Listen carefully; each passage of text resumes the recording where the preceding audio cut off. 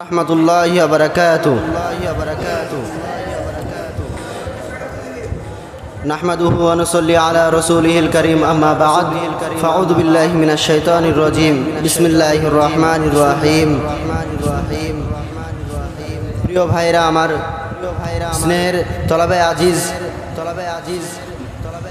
তোমাদেরকে এই আঞ্জুমানে আসার জন্য সকলকে শুভেচ্ছা জানাচ্ছি। এই বলে আমি আমার বক্তব্য শুরু করছি। বক্তব্যটা হবে ঈমান সম্পর্কে, ইসলাম সম্পর্কে। কোরআনের একটা আয়াত আছে, তুজাহিদুনা ফি সাবিলিল্লাহ, তোমরা আল্লাহর পথে জিহাদ করো।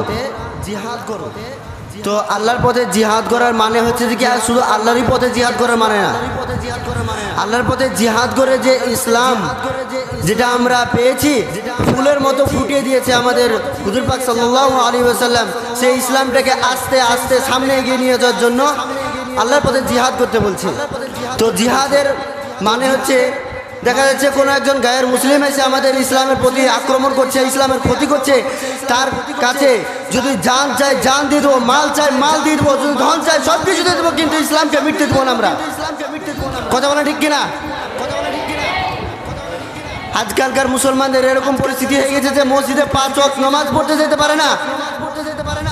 তাদেরকে আমাদেরকে গিয়ে বলা উচিত যে কেউ একজন আমির ছিলেন যে আমাদেরকে ইসলামটাকে ফুলের মতো ফুটিয়ে দিয়ে গিয়েছে, সেই ইসলামটাকে আমাদেরকে আগে নিয়ে যাওয়ার জন্য আমাদেরকে 5 ওয়াক্ত ইবাদত করা উচিত, নামাজ পড়া উচিত, এই ইসলামটাকে গড়ে তুলে নিয়ে যাওয়ার জন্য।